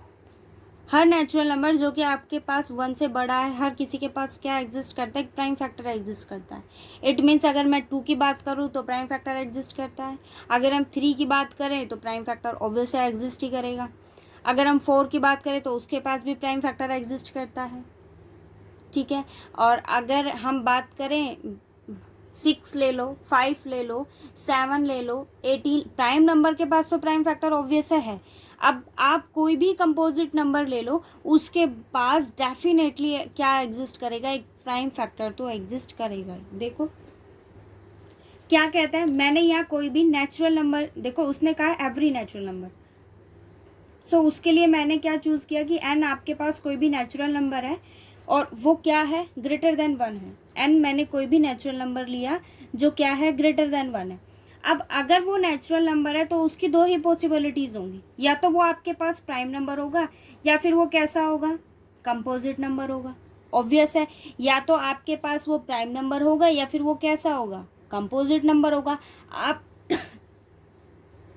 कॉन्जिक्यूटिव मेथड के अकॉर्डिंग चलो देखो, 1 ग्रेटर देन 1 की बात कर रहा है, 2 प्राइम फैक्टर प्राइम नंबर है, 3 प्राइम नंबर है, 4 पर आए तो उसके पास क्या है, वो कंपोजिट नंबर है, प्राइम नंबर नहीं है बट कंपोजिट नंबर है। 5 की बात करें, प्राइम नंबर है। सो आपके पास n से ग्रेटर देन जितने भी नंबर हैं या तो वो आपके पास क्या होंगे, आइदर n इज प्राइम, और आपके पास सेकंड कंडीशन क्या होगी कि नंबर कैसा है, कंपोजिट नंबर है। या तो प्राइम होगा या फिर कैसा होगा, कंपोजिट नंबर होगा। सपोज करो कि अगर वो आपके पास प्राइम नंबर है, इट मीन्स इस प्राइम नंबर के पास क्या फैक्टर मिलेगा, इटसेल्फ, और क्या मिलेगा, n मिलेगा। ठीक है, अगर हम बात करें कि वो आपके पास अगर कंपोजिट नंबर है, देखो अगर प्राइम है तो उसके पास 2 ही फैक्टर एग्जिस्ट करेंगे, और अगर वो कंपोजिट नंबर है तो इट मीन्स आपके पास क्या कंडीशन हुई कि अगर वो कंपोजिट नंबर हुआ सो 1 और n को छोड़कर आपके पास पक्का एक फैक्टर ऐसा मिलेगा उसके पास, जो उसको फैक्टर है ऑब्वियसली डिवाइड तो करेगा ही। इट मीन्स 1 और n को छोड़कर उसके पास पक्का एक फैक्टर एग्जिस्ट करेगा बिकॉज ऑफ कंपोजिट नंबर। ठीक है, अब बात करते हैं हमने क्या किया, लेट किया प्राइम नंबर मुझे एग्जिस्ट करवाना है, सो उसके लिए मुझे किसको शो करना पड़ेगा, p एक फैक्टर निकालना पड़ेगा जो किसमें का मेंबर है, n का मेंबर है। तो मैंने क्या किया, लेट किया कि p आपके पास कैसा है, लीस्ट फैक्टर है। लीस्ट फैक्टर का मतलब इससे स्मॉलेस्ट वैल्यू आपके पास फैक्टर्स की एग्जिस्ट नहीं करती। किसका है, ऑफ n का, अदर देन 1 एंड इटसेल्फ। देखो मैंने 2 चीज़ें लेट की, या तो वो प्राइम होगा या फिर वो कंपोजिट होगा। अगर वो प्राइम हुआ तो 2 ही फैक्टर मिलेंगे, और अगर वो कंपोजिट हुआ तो 2 से ज़्यादा, इट मीन्स 3 फैक्टर तो एटलीस्ट उसके पास एग्जिस्ट करेगा। या फिर आप इसको ये कह सकते हो कि अदर देन 1 एंड इटसेल्फ उसके पास एटलीस्ट एक मेंबर ज़रूर एग्जिस्ट करेगा। मैंने क्या किया, लेट किया कि p आपके पास क्या है, लीस्ट फैक्टर है। p अगर लीस्ट हुआ इट मीन्स आपके पास इस p की वैल्यू ऑब्वियस है 1 से ग्रेटर तो होगी, क्योंकि सबसे लीस्ट तो 1 ही होता है, और लीस्ट फैक्टर है तो ऑब्वियस है n से लेस भी होगा ना। अब आपने कहा है कि p उसका फैक्टर है, तुम्हें शो क्या करना है कि p कैसा प्राइम है। मैंने चूज़ किया है कि p उसका क्या है, फैक्टर। इट मीन्स p आपके पास किसका डिवाइज़र होगा, n का डिवाइज़र होगा, क्योंकि वो कैसा है, फैक्टर है उसका। ठीक है, लीस्ट फैक्टर चूज़ किया तो वो उसका डिवाइज़र बनेगा। अब आपको शो ये करना है कि p कैसा है, प्राइम है। शो मुझे क्या करना है, show that p is prime, p is prime. So मैंने क्या किया, लेट किया कि p आपके पास कैसा है, कंपोजिट है।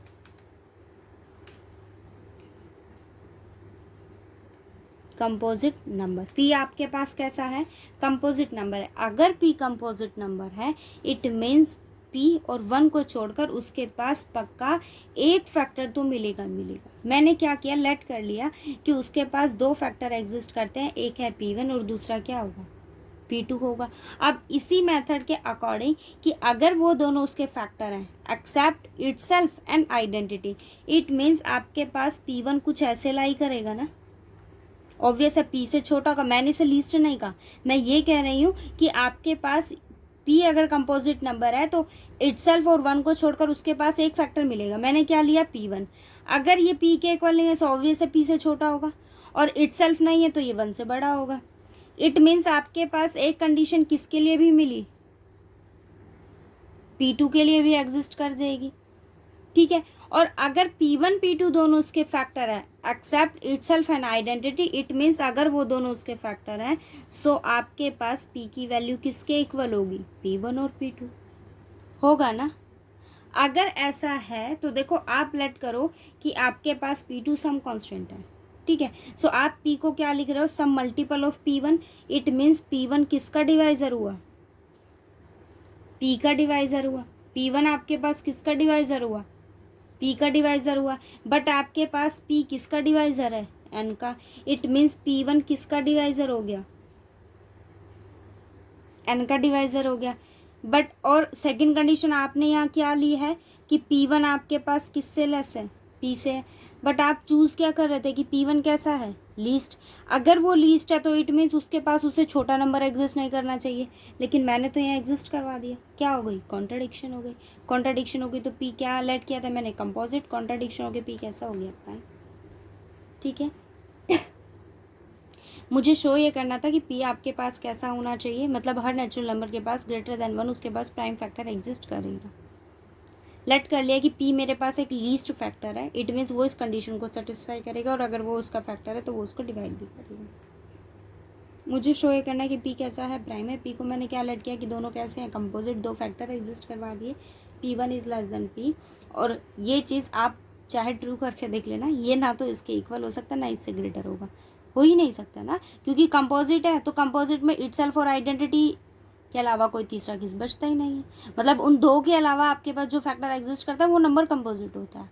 ठीक है, सो ये फैक्टर आपके पास पी नहीं हो सकता, ये 1 नहीं हो सकता, ये इस कंडीशन को सेटिस्फाई करेंगे, it means P equals to P1 into P2। But इस केस से आपके पास इसको कुछ कांस्टेंट मानकर चलिए, पी को आप क्या लिख रहे हो, P1 into sum constant multiple, P1 किसका डिवाइजर हो गया, पी का डिवाइजर हो गया, बट P1 है, पी जो है वो किसका डिवाइजर है, एन का, इट मीन्स P1 किसका डिवाइजर हो गया, एन का।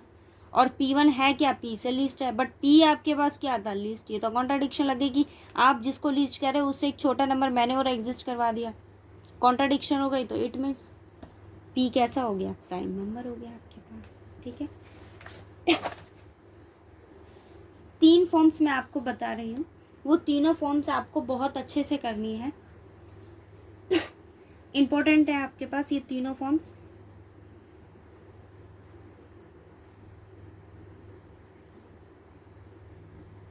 इंक्लूड्स फर्स्ट थ्योरम,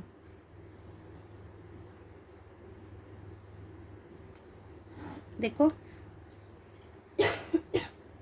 इनको बाय स्टेटमेंट ही करना, first form, third, second form. ठीक है, इनको बाय स्टेटमेंट करना। फर्स्ट फॉर्म की स्टेटमेंट क्या कहता है, if P is a prime number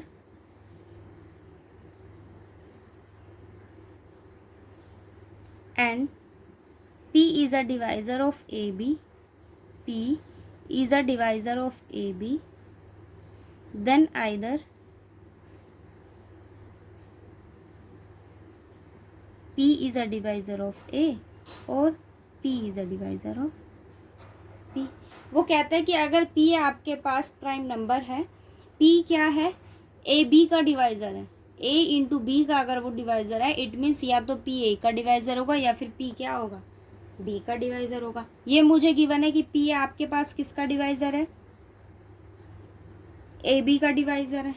अगर ए बी का डिवाइज़र है तो पक्का एक इंटीजर एग्जिस्ट करेगा D, सच दैट जहाँ आप ए बी को किस फॉर्म में लिख सकते हो, पी डी की फॉर्म में। मैंने डेफिनेशन का ही यूज़ किया है, ये मुझे गिवन था, तो ए बी आपके पास किसके इक्वल हो जाएगा, some constant multiple of some integer multiple of P.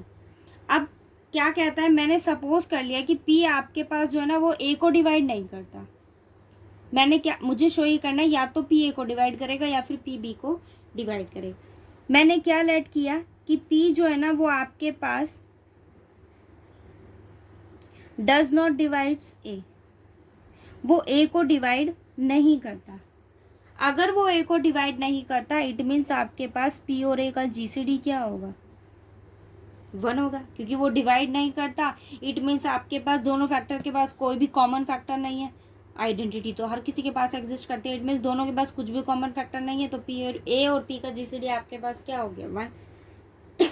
So theorem क्या कहती है कि there exist an integer m and n, दो इंटीजर ऐसे मिलेंगे जहाँ आप क्या कह सकते हो, pm plus an is equals to 1। आपके पास an और pn की वैल्यू क्या होगी, 1 होगी।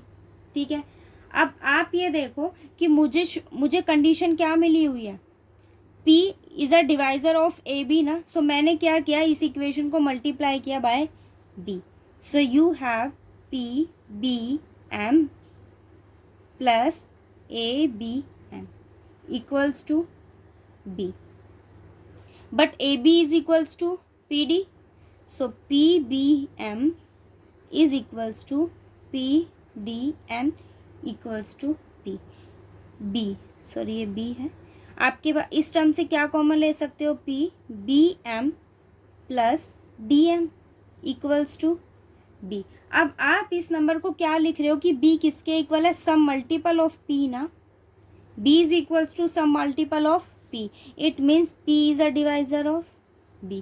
हम लेट करके क्या चले थे कि p a को डिवाइड नहीं करता, और उसने कंडीशन क्या दी थी, या तो ये होगा या फिर ये होगा, ये सेटिस्फाई करता नहीं तो हमने क्या शो कर दिया कि p किसका डिवाइजर हो गया, b। ये मुझे शो करना, ठीक है। देखो मेरे हिसाब से सिंपल है, इतना टफ नहीं है कुछ भी। ए बी का डिवाइजर मुझे गिवन था, मैंने उसी कंडीशन का यूज़ करके इसको अपोजिट सपोज करके चला और ये शो कर दिया। और एक चीज़ और, आपको जिस भी चीज़ में डाउट होता है ना, विद पिक वो मुझे दिया करो। मतलब आपको कोई भी एग्जाम्पल हो या एक्सरसाइज का कोई भी क्वेश्चन में डाउट हो, तो आप बुक की जो भी क्वेश्चन में डाउट हो या एग्जाम्पल में डाउट हो, उसकी पिक मुझे सेंड किया करो।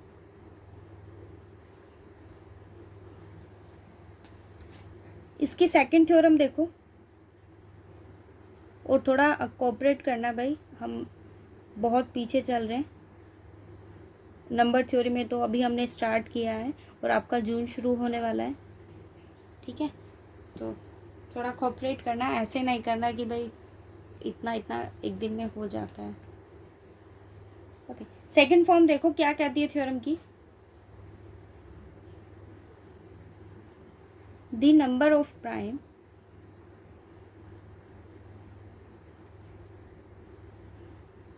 इज इनफाइनाइट, कि आपके पास नंबर ऑफ प्राइम कैसे होते हैं, इनफाइनाइट होते हैं, ठीक है। सो इनफाइनाइट शो करना है तो हम अपोजिट सपोज करके चलेंगे। मैंने क्या किया, लेट किया the number of primes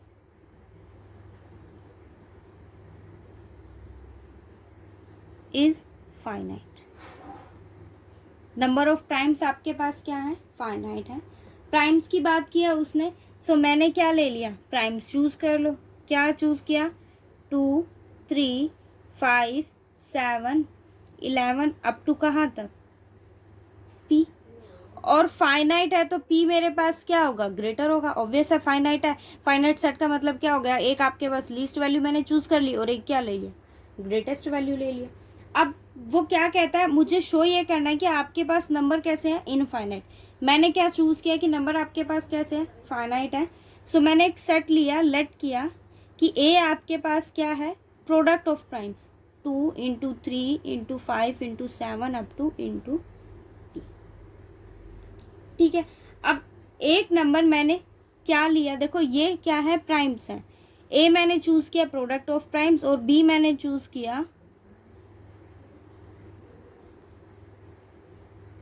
primes plus 1, primes का प्रोडक्ट प्लस 1, इट मीन्स मैंने बी को क्या चूज किया, ए प्लस 1।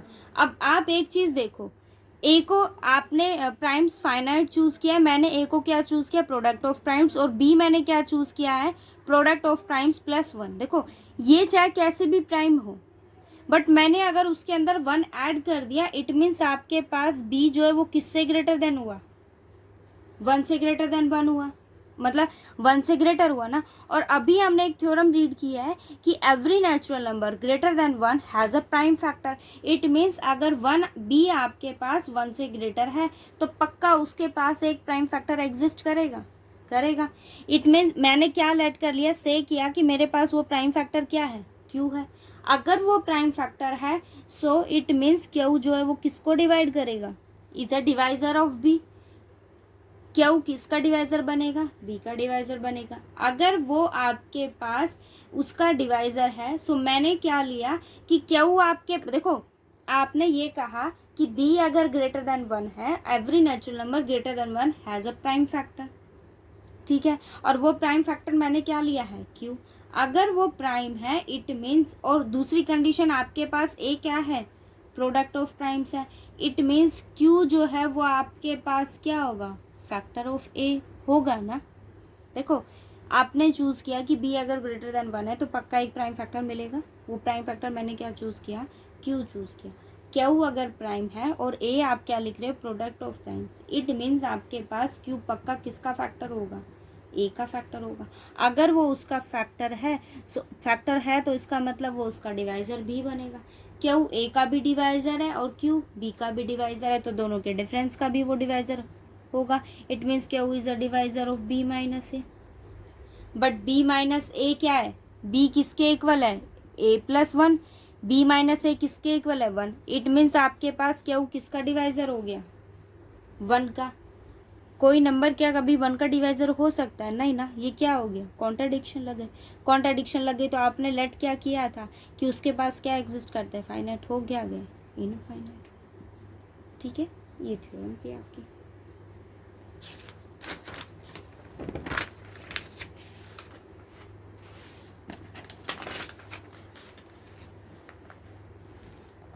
नेक्स्ट देखो,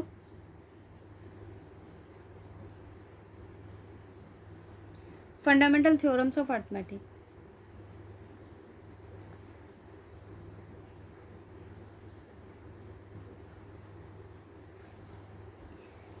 इसकी स्टेटमेंट देखो क्या कहती है, every number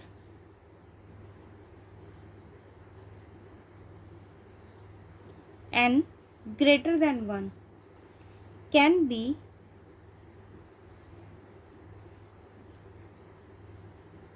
expressed as a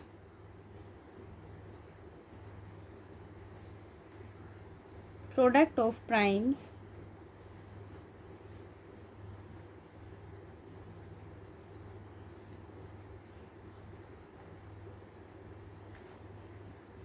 one and only one way। कहने का मतलब ये है कि अगर आपके पास एन कोई भी एक नेचुरल नंबर है और वो ग्रेटर देन वन है ना, सो अगर आप उसको एक्सेप्ट मतलब एक्सप्रेस कर रहे हो किस फॉर्म में, प्रोडक्ट ऑफ प्राइम्स में, सो उसका प्रेजेंट करने का एक ही वे होगा। मतलब आप उसको डिसजॉइंट वे में प्रेजेंट नहीं कर सकते। देखो क्या किया, गिवन है मुझे कि एन कैसा है, ग्रेटर देन वन है, कोई भी नेचुरल नंबर हमने चूज़ किया है। अब आपके पास कोई भी natural number greater than one है तो दो ही पॉसिबिलिटीज़ होती है, या तो वो कैसा होगा, प्राइम होगा। प्राइम है तो आपको कुछ शो करने की ज़रूरत ही नहीं है, तो उसका तो एक ही वे हुआ, वन इंटू वन। ठीक है जी, हमने क्या ले लिया कि एन कैसा है, आपके पास कंपोजिट है। एन कैसा है, कंपोजिट है। अगर वो कंपोजिट है तो definitely except itself and one, there existent one factor. और वो वन फैक्टर मैंने क्या लिया कि वो क्या है आपके पास, P1। प्राइम फैक्टर तो एग्जिस्ट करेगा, ग्रेटर देन वन है। और अभी हमने थ्योरम पढ़ी कि एन अगर आपके पास ग्रेटर देन वन है, कोई भी नेचुरल नंबर अगर हम ले रहे हैं तो उसके पास पक्का आप क्या मिलेगा, एक प्राइम फैक्टर एग्जिस्ट करेगा। हमने क्या लेट किया कि वो क्या है आपके पास, P1 है। अगर वो उसका फैक्टर है तो इट मीन्स वो उसका डिवाइजर भी बनेगा। So there exist an integer n1 such that n is equals to P1 and n1। Okay जी, मैंने n को कंपोजिट लिया है और n ग्रेटर देन वन है, नेचुरल नंबर है, तो पक्का उसके पास क्या मिलेगा, प्राइम फैक्टर एग्जिस्ट करेगा। प्राइम फैक्टर मिल रहा है तो वो उसका डिवाइजर बनेगा। So there exist an integer n1 such that n equals to P1 and n1। अब आपके पास जो इंटीजर n1 एग्जिस्ट कर रहा है, ये इस कंडीशन को तो सेटिस्फाई करेगा ना, हाँ जी करेगा। और P जो आप प्राइम नंबर चूज कर रहे हो वो क्या है, ग्रेटर देन वन है। अब मैंने क्या किया, लेट किया कि लेट देखो, अगर आपके पास n is less than one, sorry n1 is greater than one and less than one होगा। अगर ये वैल्यू इस कंडीशन को मतलब n1 अगर आपके पास इस कंडीशन को सेटिस्फाई करवाता है तो डेफिनेटली आपके पास P1 क्या हो जाएगा, एक प्राइम नंबर हो जाएगा। ऑब्वियस है कि आपके पास क्या एग्जिस्ट कर रहा है, एक n1 एग्जिस्ट कर रहा है n और 1 के बीच में, जहां आप उसको किस फॉर्म में रिप्रेजेंट कर रहे हो, इस फॉर्म में। और P1 आपके पास क्या है, ग्रेटर देन वन। ठीक है, सो इट मीन्स आपके पास वो नंबर कैसा हो जाएगा, P1 आपके पास कैसा हो जाएगा, इज अ प्राइम नंबर। वो प्राइम नंबर हो गया। सेकंड कंडीशन क्या है कि अगर आपके पास n1 किससे ग्रेटर देन होगा, वन से। अगर वन से ग्रेटर है तो थ्योरम क्या कहती है, उसके पास क्या एग्जिस्ट करेगा, एक प्राइम फैक्टर एग्जिस्ट करेगा। उस प्राइम फैक्टर को मैंने किसका नाम दिया, P2 का नाम दिया। सेम प्रोसेस फॉलो करना है। n को मैंने क्या लिया, ग्रेटर देन वन। अगर ये प्राइम होता है तो आपको कुछ प्रूव करने की ज़रूरत नहीं है। हमने क्या चूज़ किया कि n कैसा है, कंपोजिट है। अगर वो कंपोजिट है तो उसके पास क्या एग्जिस्ट करेगा, एक फैक्टर मिलेगा, प्राइम फैक्टर मिलेगा। उसको कॉरस्पॉन्ड करने के लिए मैंने एक इंटीजर वैल्यू ली, वो क्या है n1। Then n is equals to p1 n1। अब आपके पास ये इस कंडीशन को सेटिस्फाई करता है जहाँ आपके पास क्या है कि n1 is greater than 1 and less than, ठीक है। मेरे पास ये कंडीशन होगी। और देखो इस कंडीशन के अलावा अगर कोई कंडीशन एग्जिस्ट कर जाती है सो उसकी पॉसिबिलिटी ये हो जाती है, यहाँ आपके पास n1 जो है वो n से लेस होगा और 1 से ग्रेटर होगा। सपोज कि अगर n1 की वैल्यू आपके पास 1 हो जाती है, n1 की वैल्यू अगर आपके पास 1 हो गई तो 1 और इटसेल्फ क्या हो जाएगा, नंबर प्राइम हो जाएगा। इसको छोड़ दें, इस कॉन्सेप्ट से पढ़ें, ठीक है। वो नंबर कैसा हो जाएगा, प्राइम हो जाएगा। सेकंड कंडीशन इससे अपोजिट लेट करो कि अगर आपके पास n1 किससे ग्रेटर हो गया, 1 से ग्रेटर हो गया, थ्योरम अप्लाई करो कि 1 से ग्रेटर अगर कोई भी नेचुरल नंबर है तो क्या मिलेगा आपको, एक प्राइम फैक्टर मिल जाएगा। अब मैंने उसको किसका नाम दे दिया, p2। इस p2 को कंटेन करने के लिए मैंने क्या ले लिया, n2 ले लिया। सो n1 is written as p2 n2, ऐसे ही मिलेगा। अब इस n2 की कंडीशन क्या होगी, किसको कॉरेस्पॉन्ड ले रहे हैं, n1 के correspond. It means you have n2 is less than n1 and greater than 1। Same condition अब आप इसके लिए फॉलो करवाइए। यहाँ आपके पास p2 क्या है, ग्रेटर देन 1 है। इट मीन्स आपके पास अगर n2 किसके इक्वल हो जाता है, 1 के, सो p2 कैसा हो गया, प्राइम हो गया। और अगर ये वैल्यू आपके पास ग्रेटर देन 1 हो जाती है तो इट मीन्स आपके पास एक नया प्राइम। और वैसे थ्योरम क्या कहती है कि अगर ग्रेटर देन 1 है तो प्राइम फैक्टर मिलेगा, किसका नाम दे दिया, p3 का नाम दे दिया। इट मीन्स इसको कॉरस्पॉन्ड करने के लिए क्या मिल गया, n3। सो n2 आपके पास किस फॉर्म में रिप्रेजेंट, n3 मिला है, सो n3 आपके पास किस फॉर्म में रिप्रेजेंट हो जाएगा, p1 p2 और p3। सॉरी, हमें किसके कॉरस्पॉन्ड मिला है, n2 के। So n2 is represent as p3 and n3। Okay, अगर सेम प्रोसेस आप कंटिन्यू करते हो तो आप क्या मिलेगा आपको, इस n2 की वैल्यू को हम यहाँ डालेंगे, ठीक है। इस n2 की वैल्यू को आप यहाँ सब्स्टिट्यूट करोगे और इस n1 की वैल्यू को हम यहाँ सब्स्टिट्यूट करेंगे इस इक्वेशन में। तो आपके पास क्या मिलेगा, n equals to p1 p2 p3 pn। अगर इन वैल्यूज़ को मैं डालूँ, ये n2 की वैल्यू यहाँ सब्स्टिट्यूट करो, किसकी वैल्यू आ गई, n1 की वैल्यू को यहाँ सब्स्टिट्यूट करो। So you get n equals to p1 p2 p3 and last n3। ऐसे ही अगर आप n3 की वैल्यू को सब्स्टिट्यूट करोगे सो आपको वैल्यू क्या मिल जाएगी, n equals to p1 p2 p3 up to कहाँ था, रिप्रेजेंट कर दिया। हम कंपोजिट लेकर चले थे और उसको इस फॉर्म में ही हमने प्रेजेंट कर दिया, ठीक है। इसका यूनिकनेस पार्ट आपको रीड करना है।